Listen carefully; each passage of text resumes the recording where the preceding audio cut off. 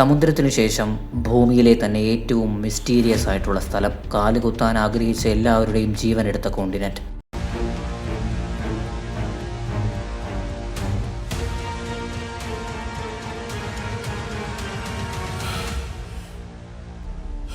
അന്റാർട്ടിക്കയിലെത്താനും south പോളിൽ കാലുകുത്താനും ശ്രമിച്ച ആളുകളുടെ നീണ്ട നിരയാണിത്. ഈ ലിസ്റ്റിലുള്ള ആരും ഇന്ന് ജീവനോടെയില്ല. അവരുടെ ആഗ്രഹം തന്നെ അവരുടെ ജീവനെടുത്തു. തുടർച്ചയായി 100 വർഷങ്ങളായി സൗത്ത് പോളിൽ കാലുകുത്താൻ മനുഷ്യർ ശ്രമിക്കുന്നു. എന്നാൽ ആർക്കും സൗത്ത് പോളിൻ്റെ അടുത്ത് പോലും എത്താൻ സാധിച്ചില്ല. ആരാണോ കൂടുതൽ അടുത്തേക്ക് പോയത് അവരുടെ ജീവൻ എന്നേക്കുമായി ഈ ഒരു കോണ്ടിനെന്റ് എടുത്തു.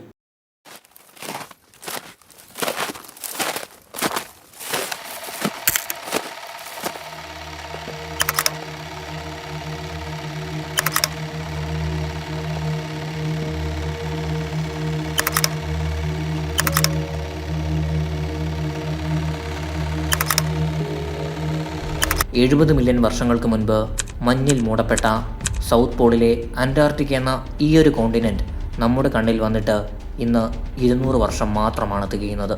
ബ്രിട്ടീഷുകാർ ഇന്ത്യ ഭരിക്കുമ്പോൾ പോലും വാസ്തവത്തിൽ ഈ ഒരു കോണ്ടിനെന്റിനെ പറ്റി നാം അറിഞ്ഞിരുന്നില്ല. മനുഷ്യർ തിരിഞ്ഞു നോക്കാൻ ആഗ്രഹിക്കാത്ത അവസാനത്തെ അധ്യായമാണ് വാസ്തവത്തിൽ അന്റാർട്ടിക്ക. നോർമൽ എയ്റോപ്ലെയിനുകൾക്കോ ഷിപ്പുകൾക്കോ ക്രൂസേഴ്സിനോ അന്റാർട്ടിക്കയിലൂടെ ട്രാവൽ ചെയ്യുക എന്നത് നെക്സ്റ്റ് ടു ഇമ്പോസിബിൾ ആയിരുന്നു. പക്ഷേ സൗത്ത് പോളിൽ നിന്നും നേരെ വിപരീതമായി നിങ്ങൾ നോർത്ത് പോളിലേക്ക് വന്നാൽ ഇവിടെയുള്ള ഗ്രീൻലാൻഡ്, റഷ്യ, അലാസ്ക തുടങ്ങിയ ജിയോഗ്രഫിക്കൽ ഏരിയാസിനെ മുഴുവൻ നിങ്ങൾ ജോയിൻ ചെയ്താൽ 4 മില്യൺ വരുന്ന ഒരു ഹ്യൂജ് പോപ്പുലേഷനെ നിങ്ങൾക്കിവിടെ കാണാൻ സാധിക്കും. അതേസമയം നിങ്ങൾ അന്റാർട്ടിക്കയിലേക്ക് വന്നാൽ ഇവിടെ പെർമനന്റ് സെറ്റിൽമെന്റ് എന്ന് പറയാൻ പോലും യാതൊന്നുമില്ല. ഇൻട്രസ്റ്റിംഗ്ലി അന്റാർട്ടിക്കയിലെ ലാൻഡ് ഏരിയ നിങ്ങൾ പരിശോധിച്ചാൽ ഇവിടെ നിങ്ങൾക്ക് പോളാർ ബെയർസിനെ പോലും കാണാൻ സാധിക്കില്ല. അവയ്ക്ക് പോലും വാസ്തവത്തിൽ ഇവിടെ സർവൈവ് ചെയ്യാൻ കഴിയില്ല. നിങ്ങൾ ഇന്ന് അന്റാർട്ടിക്ക പരിശോധിച്ചാൽ പെൻഗ്വിൻസിനെയും സീൽസിനെയും മാത്രമാണ് നിങ്ങൾക്കിവിടെ കാണാൻ കഴിയുക. ഇതിനു പുറമെ കുറച്ച് സയൻറ്റിസ്റ്റുകളുടെ ബേസസും നിങ്ങൾക്ക് അന്റാർട്ടിക്കയിൽ കാണാൻ സാധിക്കും. ഈ ഒരു ഫ്രോസൺ ഡെസേർട്ട് നിങ്ങളുടെ മുന്നിൽ 2 ഓപ്ഷൻസ് ആണ് വെക്കുന്നത്. ഒരിക്കലും അവസാനിക്കാത്ത നിശബ്ദതയും ഒരിക്കലും അവസാനിക്കാത്ത ചോദ്യങ്ങളും. ഈ സ്ഥലം എങ്ങനെ ഇത്ര കോൾഡ് റീജിയനായി മാറി? ഇവിടെ ഉണ്ടായിരുന്ന വനങ്ങൾക്ക് എന്ത് സംഭവിച്ചു? UFO സൈറ്റിംഗ്സിന്റെ എക്സ്പ്ലനേഷൻ എന്ത്? ഏറ്റവും വലിയ ചോദ്യം, ഇന്നത്തെ വേൾഡ് സൂപ്പർ പവേഴ്സ് എന്തുകൊണ്ട് തങ്ങളുടെ അധീനതയിൽ അന്റാർട്ടിക്കയെ കൊണ്ടുവരുന്നില്ല? എന്തുകൊണ്ട് ഈ നാച്ചുറൽ റിസോഴ്സസിൻ്റെ മുകളിൽ അവർ ആധിപത്യം സ്ഥാപിക്കുന്നില്ല? ഇന്നത്തെ നമ്മുടെ യാത്ര ലോകത്തിലെ തന്നെ ഏറ്റവും മിസ്റ്റീരിയസ് ആയിട്ടുള്ള ലാൻഡ് ഏരിയയിലേക്കാണ്.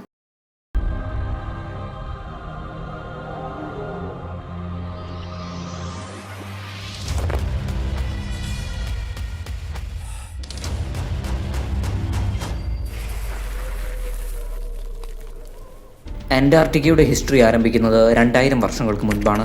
ടോളമിയെയും അരിസ്റ്റോട്ടലിനെയും പോലെയുള്ള ഫിലോസഫേഴ്സ് ഭൂമിയുടെ എക്സ്ട്രീം സൗത്തിൽ ഒരു ലാൻഡ് ഏരിയ ഉണ്ടാകുമെന്ന് ഇമാജിൻ ചെയ്തു തുടങ്ങി. ഇതിൻ്റെ ഏറ്റവും പ്രധാന കാരണം നോർത്തിലെ ലാൻഡ് ഏരിയയെ ബാലൻസ് ചെയ്യാൻ സൗത്തിൽ ഒരു ലാൻഡ് ഏരിയ ഉണ്ടാകണം എന്ന നിഗമനമായിരുന്നു. അങ്ങനെ അവർ ഈ ഒരു ലാൻഡ് ഏരിയയ്ക്ക് ഒരു പേര് നൽകി. ലാറ്റിൻ ഭാഷയിൽ നൽകിയ ഈ നാമകരണം ഇങ്ങനെയായിരുന്നു: ടെറ ഓസ്ട്രാലിസ് ഇൻകോഗ്നേറ്റ. ഇതിൻ്റെ അർത്ഥം ദി അൺനോൺ സദേൺ ലാൻഡ് എന്നാണ്.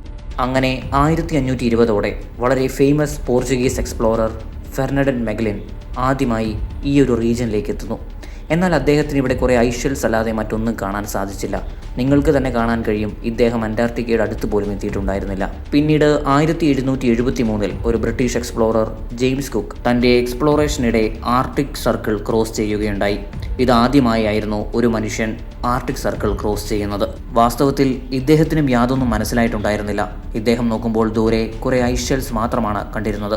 അതുകൊണ്ട് തന്നെ തിരിച്ചു പോകുന്നതാണ് നല്ലത് എന്ന് അദ്ദേഹം തീരുമാനമെടുത്തു. പിന്നീട് 1820ഓടെ ഒരു റഷ്യൻ എക്സ്പ്ലോററിൻ്റെ സഹായത്തോടെയാണ് ലോകത്തിനിത് മനസ്സിലായത്. ഭൂമിയുടെ എക്സ്ട്രീം സൗത്തിൽ ഒരു ലാൻഡ് ഏരിയ ഉണ്ട്, മഞ്ഞിനാൽ മൂടപ്പെട്ട ഒരു മരുഭൂമി. ഇത് ഒരു പുതിയ കണ്ടുപിടുത്തമായിരുന്നു. വെറും ഒരു ലാൻഡ് ഏരിയ മാത്രമായിരുന്നില്ല ഇത്, മറിച്ച് പുതിയ ഒരു കോണ്ടിനെന്റ് കൂടെയായിരുന്നു. മറ്റ് കോണ്ടിനെന്റുകളെ അപേക്ഷിച്ച് സമുദ്രനിരപ്പിൽ നിന്നും ഏറ്റവും ഉയരത്തിൽ സ്ഥിതി ചെയ്യുന്ന മഞ്ഞിനാൽ മൂടപ്പെട്ട ഒരു പുതിയ കോണ്ടിനെന്റ്. ഫേബിയന് മുന്നിൽ പല ചോദ്യങ്ങളായി. ഷിപ്പ് എവിടെ പാർക്ക് ചെയ്യും? എങ്ങനെ ഈ കോണ്ടിനെന്റിൻ്റെ ഉള്ളിലേക്ക് കയറും? കൂടാതെ ഈ ഹാർഷ് ടെമ്പറേച്ചറിൽ എങ്ങനെ സർവൈവ് ചെയ്യും? തിരികെ പോകുന്നതാണ് ശരിയായ തീരുമാനമെന്ന് അദ്ദേഹത്തിന് മനസ്സിലായി. അങ്ങനെ അദ്ദേഹം കപ്പൽ അവിടെ നിന്ന് തിരിച്ചു. തുടർന്ന് 60 വർഷത്തേക്ക് പല ക്യാപ്റ്റൻസും അന്റാർട്ടിക്കയിൽ എത്താൻ ശ്രമിച്ചു. എന്നാൽ ഇവിടുത്തെ ഹാർഷ് ടെമ്പറേച്ചർ അവരെ പാതിക്ക് തന്നെ തിരിച്ചയച്ചു. ഇത്രയധികം തിരിച്ചടികൾ ഉണ്ടായിട്ട് കൂടിയും പലരും വീണ്ടും വീണ്ടും തങ്ങളുടെ ശ്രമങ്ങൾ തുടർന്നുകൊണ്ടേയിരുന്നു. നിങ്ങളിപ്പോൾ സ്ക്രീനിൽ കാണുന്ന ഈ 3 എക്സ്പ്ലോറേഴ്സ് 3 വർഷത്തെ തുടർച്ചയായ അന്റാർട്ടിക് എക്സ്പ്ലോറേഷന് ശേഷം അവരെടുത്ത ചിത്രമാണിത്. ഈ മിഷനിൽ അവർ ഫെയിൽഡ് ആവുകയാണ് ചെയ്തത്. ഇവരുടെ അവസ്ഥ തിരിച്ചു വന്നപ്പോൾ വളരെയധികം ദയനീയമായിരുന്നു. ഇവരുടെ ദേഹങ്ങളിലാകെ മുറിവുകളും ഇവരുടെ ഉള്ളിൽ എനർജിയും ഉണ്ടായിരുന്നില്ല. കാണുമ്പോൾ മനുഷ്യരാണോ എന്ന ചോദ്യമായിരിക്കും നമ്മളുടെ മനസ്സിൽ ആദ്യം ഉണ്ടാവുക. അത്ര മോശമായ അവസ്ഥയായിരുന്നു ആ 3 വർഷങ്ങൾ ഇവരെ സംബന്ധിച്ചിടത്തോളം. ഈ ഒരു സിറ്റുവേഷൻ നിങ്ങൾക്ക് മനസ്സിലാകാൻ ഞാനൊരു എക്സാമ്പിൾ പറയാം. ഇവിടുത്തെ ടെമ്പറേച്ചർ എന്നത് -90 ഡിഗ്രി സെൽഷ്യസിലും താഴെയാണ്. ഹ്യൂമിഡിറ്റി എന്നത് 1%-നേക്കാൾ താഴെ. ഇപ്പോൾ നിങ്ങൾക്ക് മനസ്സിലായിട്ടുണ്ടാകും എത്ര ഹാർഷ് സിറ്റുവേഷനാണ് ഇവിടെ ഉള്ളത് എന്ന്. ഈ ഒരു സിറ്റുവേഷനിൽ എങ്ങനെയാണ് ഒരു മനുഷ്യൻ സർവൈവ് ചെയ്യുക? അപ്പോൾ നിങ്ങൾ ആ 3 വർഷ കാലഘട്ടം ഒന്ന് ആലോചിച്ച് നോക്കൂ. ഇതുവരെ നടന്ന യാതൊരു ഇവൻസും ഇവരെ ഡീമോട്ടിവേറ്റ് ചെയ്തില്ല. മറിച്ച് ഇവർ വീണ്ടും വരുമെന്നുള്ള തീരുമാനത്തിൽ തിരിച്ചു മടങ്ങി. ഉറപ്പായും ഞങ്ങൾ തിരിച്ചു വരും. അന്റാർട്ടിക്കയിലെ സെൻട്രൽ പോർഷനിൽ ഞങ്ങളുടെ ദേശത്തിൻ്റെ പതാക ഞങ്ങൾ കുത്തും. ഇതായിരുന്നു അവരുടെ തീരുമാനം. അങ്ങനെ 1911 തുടർച്ചയായ 1 വർഷത്തെ യാത്രയ്ക്ക് ശേഷം റോബർട്ട് സ്കോട്ടും അദ്ദേഹത്തിൻ്റെ 4 അനുയായികളും അന്റാർട്ടിക്കയിൽ എത്തിച്ചേർന്നു. പിന്നീട് അവരുടെ ലക്ഷ്യം അന്റാർട്ടിക്കയുടെ സെൻട്രൽ പോർഷനായിരുന്നു. വിറപ്പിക്കുന്ന തണുപ്പിനെയും കൊടുങ്കാറ്റിനെയും മറികടന്ന് അവർ അവരുടെ ലക്ഷ്യസ്ഥാനത്ത് വന്നെത്തി. പക്ഷേ അവിടെ അവരെ കാത്തിരുന്നത് അവർ സ്വപ്നത്തിൽ പോലും വിചാരിക്കാത്ത ഒരു അതിഥിയായിരുന്നു. അവരുടെ എല്ലാ എഫേർട്സിനെയും തുടച്ചു മാറ്റാൻ കഴിയുന്ന ഒരു അതിഥി. ആ അതിഥി വേറെ ആരുമല്ല, ഒരു നോർവീഡിയൻ ഫ്ലാഗ് ആയിരുന്നു. നോർവീഡിയൻ എക്സ്പ്ലോററായ റോഡ് അമൻസനും അദ്ദേഹത്തിന്റെ ടീമും ചേർന്ന് ഇവരെക്കാൾ 1 മാസം മുൻപേ തന്നെ ഈ ഒരു ജേർണി കംപ്ലീറ്റ് ചെയ്തിരുന്നു. അങ്ങനെ അമൻസൻ റോബർട്ട് സ്കോട്ടിനെ തോൽപ്പിച്ച് സൗത്ത് പോളിൽ കാലുകുത്തിയ ആദ്യത്തെ മനുഷ്യനായി മാറി. ഇത് വളരെ വലിയ തോൽവിയായിരുന്നു റോബർട്ട് സ്കോട്ടിനെ സംബന്ധിച്ചിടത്തോളം. ഇത്രയധികം യാതനയ്ക്ക് ശേഷവും അവർക്ക് ലഭിച്ചത് തോൽവിയാണ്.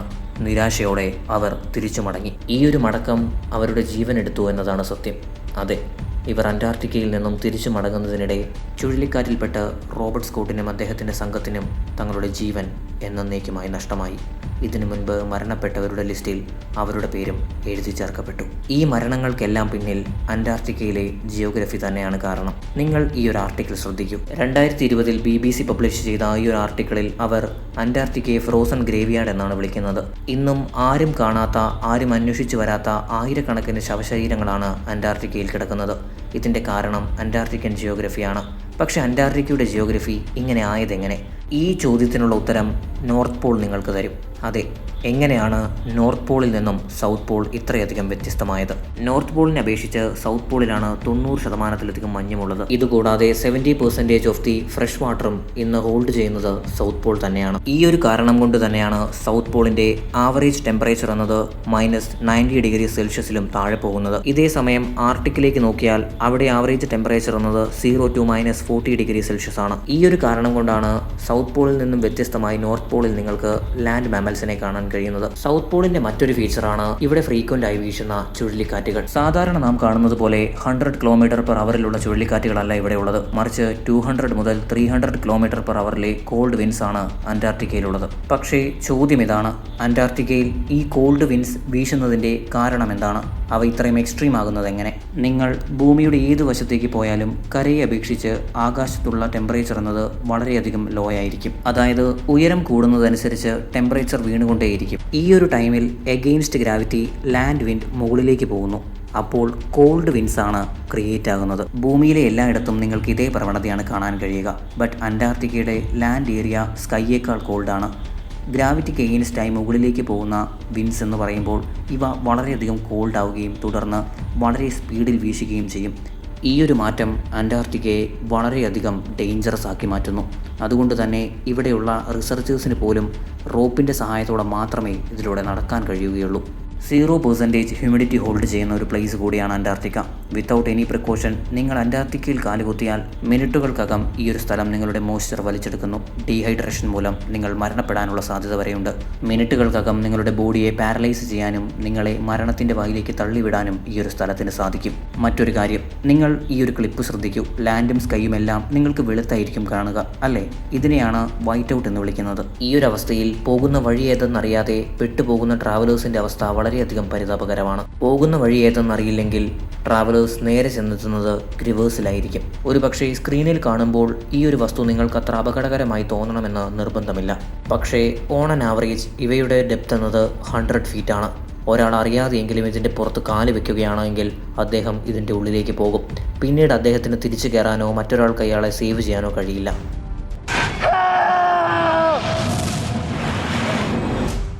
ഇത് കൂടാതെ കൊമേഴ്ഷ്യൽ പ്ലെയിൻസും ഈ ഒരു പ്രദേശത്തെ വളരെയധികം ഡേഞ്ചറസ് ആയാണ് കാണുന്നത്. റിസർച്ച് ഫെസിലിറ്റീസിൻ്റെ ആവശ്യത്തിന് മാത്രമാണ് ഇവിടെ പ്ലെയിൻസ് വരാറുള്ളൂ. ലാൻഡിംഗ് സ്പോട്ട് ഇല്ലാത്തതും റീഫ്യൂലിംഗ് പോസിബിൾ അല്ലാത്തതും കൂടാതെ എക്സ്ട്രീം ക്ലൈമറ്റുമാണ് അവരെ ഈ ഒരു പ്രദേശത്തെ അവോയ്ഡ് ചെയ്യാൻ പ്രേരിപ്പിക്കുന്നത്. നിങ്ങളിൽ പലർക്കും തോന്നിയിട്ടുണ്ടാകാം, ഞങ്ങളിൽ പലരും അന്റാർട്ടിക്കയിലെ പല വ്ളോഗുകളും കണ്ടിട്ടുണ്ടല്ലോ, ആളുകൾ അവിടെ സ്റ്റേ ചെയ്യുന്നുണ്ടല്ലോ, ടൂറിസ്റ്റുകൾ ടൂർ പോകുന്നുണ്ടല്ലോ. ഇതിൻ്റെ ഏറ്റവും പ്രധാന കാരണം നമ്മുടെ ഇന്നത്തെ ടെക്നോളജി തന്നെയാണ്. നാവിഗേഷൻ ടെക്നോളജികളുടെ സഹായത്തോടെ മാർച്ചിനും നവംബറിനും ഇടയിലായി നമുക്ക് അന്റാർട്ടിക്കയിലേക്ക് പോകാം. ഇവിടെ ആ ഒരു സമയത്ത് നിങ്ങൾക്ക് വളരെ വലിയ തോതിലുള്ള പ്രശ്നങ്ങൾ നേരിടേണ്ടി വരില്ല പ്രിക്കോഷൻസ് എടുത്താൽ. ഇപ്പോഴും നിങ്ങൾ ഒരു കാര്യം മനസ്സിലാക്കണം, അന്റാർട്ടിക്ക എന്ന ഈ ഒരു സ്ഥലം ഒരിക്കലും ഒരു ടൂറിസ്റ്റ് ഡെസ്റ്റിനേഷൻ അല്ല. ഇവിടുത്തെ സീസൺസിനെ പറ്റി പറഞ്ഞാൽ അതും വളരെ ഇൻട്രസ്റ്റിംഗ് ആണ്. അന്റാർട്ടിക്കയിൽ 6 മാസം രാത്രിയും 6 മാസം പകലുമാണ്. ഈ ഒരു കാര്യം പലർക്കും അറിയാമായിരിക്കും. എന്നാൽ ഇതിൻ്റെ കാരണം എന്താണ്? നിങ്ങൾക്കറിയാവുന്നതുപോലെ തന്നെ ഭൂമി ആക്സിസിൽ നിന്നും 23.5 ഡിഗ്രി ടിൽറ്റഡ് ആണ്. ഈ ഒരു കാരണം കൊണ്ട് സൂര്യന് ചുറ്റും വലയം വെക്കുന്ന സമയത്ത് ഭൂമിയുടെ നോർത്തേൺ ടിപ്പ് സൂര്യന് നേരെ പോപ്പ് ഔട്ട് ആകുന്നു. പിന്നെ 6 മാസത്തേക്ക് സൗത്തിൻ്റെ ഭാഗത്തും ഇതേ പ്രോസസ്സ് തന്നെയാണ് നടന്നു വരുന്നത്. ഈ ഒരു പ്രോസസ്സ് നടക്കുന്നത് കൊണ്ട് തന്നെ ഏത് ഭാഗമാണോ പോപ്പ് ഔട്ട് ആകുന്നത് അവിടെ കണ്ടിന്യൂസ്ലി ഡേ ആയിരിക്കും. ഇതിൻ്റെ ഓപ്പോസിറ്റ് മറുവശത്ത് continuous നൈറ്റും. It's 9 in the morning and it's polar night. So it looks like this all day long, 24/7 for a bit more than 2 months. ഞാൻ വീഡിയോയുടെ ആദ്യം പറഞ്ഞതുപോലെ തന്നെ ഇന്ന് അന്റാർട്ടിക്കയിലുള്ളത് സയൻറ്റിസ്റ്റുകളാണ്. 1000-ലധികം വരുന്ന സയൻറ്റിസ്റ്റുകൾ ഇന്ന് അന്റാർട്ടിക്കയിലുണ്ട്. വ്യത്യസ്തങ്ങളാർന്ന രാജ്യങ്ങളിൽ നിന്നും പല സയൻറ്റിസ്റ്റുകളെയും നിങ്ങൾക്ക് അന്റാർട്ടിക്കയിൽ കാണാൻ സാധിക്കും. ഇവരുടെ ബേസിസ് വളരെ വലിയ തോതിൽ പ്രൊട്ടക്റ്റഡ് ആണ്. ബട്ട് സ്റ്റിൽ വിൻറ്റേഴ്സിൻ്റെ സമയത്ത് ഇത് മഞ്ഞിനടിയിൽ പോകുന്നു. പിന്നീട് മെഷീനുകളുടെ സഹായത്തോടെയാണ് ഈ മഞ്ഞ് റിമൂവ് ചെയ്യുന്നത്. പക്ഷേ USA കാര്യം കുറച്ച് ഡിഫറൻ്റ് ആണ്. അന്റാർട്ടിക്ക പോലെ വളരെയധികം റിമോട്ടഡ് ആയിട്ടുള്ള ഈ ഒരു പ്രദേശത്തും വളരെ വലിയ തോതിലുള്ള മാറ്റങ്ങളാണ് USA കൊണ്ടുവന്നിട്ടുള്ളത്. അതായത് ഒരു ചെറിയ ടൗൺ വരെ അവരിവിടെ ബിൽഡ് ചെയ്തിട്ടുണ്ട്. ആഹാരം മുതൽ ATM കാർഡ് വരെ, ജിമ്മ് മുതൽ മെഡിക്കൽ ഫെസിലിറ്റീസ് വരെ ഇതെല്ലാം നിങ്ങൾക്കിവിടെ കാണാൻ സാധിക്കും. ഇതിന് പുറമെ ഇൻ്റർനെറ്റ് ആക്സസും USA എന്നിവർക്ക് പ്രൊവൈഡ് ചെയ്യുന്നുണ്ട്. എന്നാൽ അത് ലിമിറ്റഡ് ആണെന്ന് മാത്രം. റീസർച്ച് ഫെസിലിറ്റീസിൻ്റെ ആവശ്യത്തിനാണ് വാസ്തവത്തിൽ ഇവർ ഇൻ്റർനെറ്റ് യൂസ് ചെയ്യുക. ഒരുപക്ഷേ നിങ്ങളിൽ പലരുടെയും മനസ്സിലൊരു ചോദ്യമുണ്ടാകാം, ഇത്രയും ആക്ടിവിറ്റീസ് നടക്കുമ്പോൾ ഈ പവർ എല്ലാം എവിടെ നിന്നാണ് വരുന്നത്? അന്റാർട്ടിക്കയിൽ ഒരു പവർ പ്ലാന്റ് ബിൽഡ് ചെയ്യുക എന്നത് ഇമ്പോസിബിൾ ആണ്. USA കോൾഡ് വാറിൻ്റെ ടൈമിൽ ഇത് ട്രൈ ചെയ്തിരുന്നു, പക്ഷേ അത് ഫെയിൽഡ് ആവുകയാണ് ചെയ്തത്. ഇന്ന് അന്റാർട്ടിക്കയിലെ പവർ സപ്ലൈ ഡീസലിൻ്റെ സഹായത്തോടെയാണ് നടന്നു പോകുന്നത്.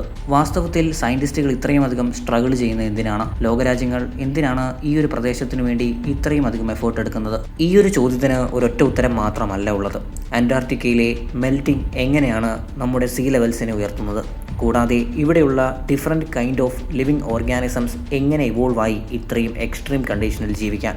ഇതിന് പുറമെ ഒരു ഗ്രീൻ ഫോറസ്റ്റ് ആയിരുന്ന അന്റാർട്ടിക്ക എങ്ങനെ ഒരു വൈറ്റ് ഡെസേർട്ടായി മാറി? ഇതിനെല്ലാം പുറമെ മറ്റൊരു പ്രധാന കാരണം കൂടിയുണ്ട് അന്റാർട്ടിക്കയിൽ റിസർച്ച് നടത്താൻ. 2019 ആദ്യമായി ബ്ലാക്ക് ഹോളിൻ്റെ പിക്ചർ നമ്മൾ കണ്ടിട്ടുണ്ടാകും. ഇത് സൗത്ത് പോൾ ടെലിസ്കോപ്പിൽ നിന്നുമാണ് എടുത്തിട്ടുണ്ടായിരുന്നത്. റീസർച്ചേഴ്സിൻ്റെ അഭിപ്രായത്തിൽ ആസ്ട്രോണോമിക്കൽ ഇവൻസിനെ പറ്റി പഠിക്കാൻ സൗത്ത് പോളിനേക്കാൾ ബെറ്റർ ആയിട്ടുള്ള ഒരു സ്ഥലവും ഇന്ന് ഭൂമിയിലില്ല. ഇതിൻ്റെ കാരണം വളരെയധികം സിമ്പിളാണ്.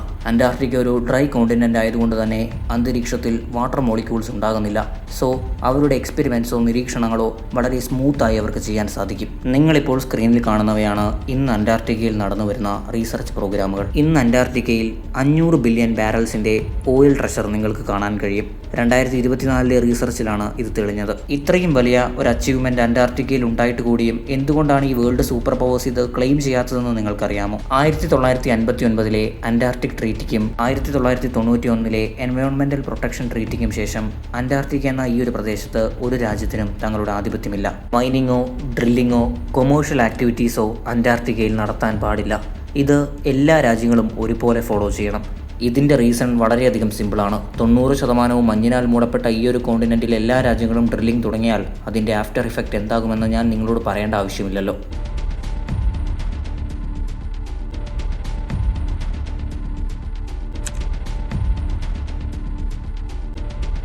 ഇന്റർനാഷണൽ അന്റാർട്ടിക് ട്രീറ്റിയുടെ അടിസ്ഥാനത്തിൽ അന്റാർട്ടിക്കയിൽ റീസർച്ച് റിലേറ്റഡ് പ്രോസസ്സ് മാത്രമാണ് നടത്താൻ കഴിയുക. കൂടാതെ ഫൈൻഡിങ്സ് പബ്ലിക് ചെയ്യണം. അടുത്തതായി, ഒരു രാജ്യത്തിൻ്റെ സൈന്യത്തിനും അന്റാർട്ടിക്കയിൽ പ്രവേശനമില്ല. അത് പൂർണ്ണമായും നിരോധിച്ചിരിക്കുകയാണ്. ഏറ്റവും പ്രധാനപ്പെട്ട കാര്യം, അന്റാർട്ടിക്കയിൽ അല്ലെങ്കിൽ ഈ ഒരു കോണ്ടിനെൻറ്റിൽ ഒരു രാജ്യത്തിനും യാതൊരുവിധ അവകാശവുമില്ല. ഇതൊരു ഫ്രീ കോണ്ടിനെൻ്റ് ആയിരിക്കും. ഈ പോളിസീസ് എല്ലാം വാസ്തവത്തിൽ മനുഷ്യരിൽ നിന്നും ഈ ഒരു പ്രദേശത്തെ രക്ഷിക്കുന്നുവെന്ന് നമുക്ക് പറയേണ്ടതായി വരും. കൂടാതെ ടൂറിസ്റ്റുകൾക്ക് പോലും വളരെ വലിയ തോതിലുള്ള റെസ്ട്രിക്ഷൻസ് ഇന്ന് അന്റാർട്ടിക്കയിലുണ്ട്. ഇപ്പോൾ നിങ്ങൾക്കൊരു കാര്യം മനസ്സിലായിട്ടുണ്ടാകും, അന്റാർട്ടിക്ക എന്ന ഈ ഒരു പ്രദേശം വളരെ വലിയ തോതിൽ സെൻസിറ്റീവാണ്. കോടിക്കണക്കിന് വർഷങ്ങളായി മഞ്ഞിനാൽ മൂടപ്പെട്ട ഈ ഒരു പ്രദേശത്ത് വ്യത്യസ്തങ്ങളാർന്ന ബാക്ടീരിയാസും വൈറസും ഉണ്ടാകും. മനുഷ്യരുടെ തുടർച്ചയായിട്ടുള്ള പ്രവർത്തനങ്ങൾ ഈ ഏൻഷ്യന്റ് വൈറസുകളെയും ബാക്ടീരിയാസിനെയും പുറത്തു കൊണ്ടുവരും.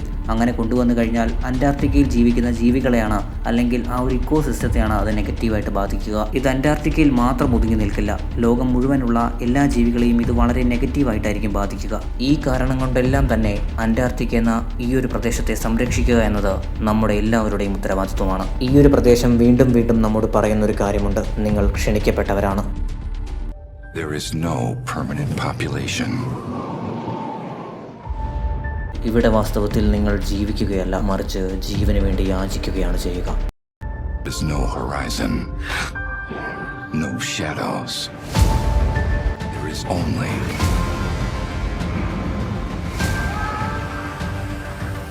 ഈ ഒരു വീഡിയോ നിങ്ങൾക്ക് ഇഷ്ടമായെങ്കിൽ വീഡിയോയ്ക്ക് ഒരു ലൈക്ക് നൽകാനും ചാനൽ സബ്സ്ക്രൈബ് ചെയ്ത് നോട്ടിഫിക്കേഷൻ ബെല്ലോളിൽ എനേബിൾ ചെയ്യാനും മറക്കരുത്. മറ്റൊരു ഇൻട്രസ്റ്റിംഗ് വീഡിയോയുമായി ഞാൻ വീണ്ടും വരുന്നതുവരേക്കും എന്നത്തെയും പോലെ thanks for watching and good bye.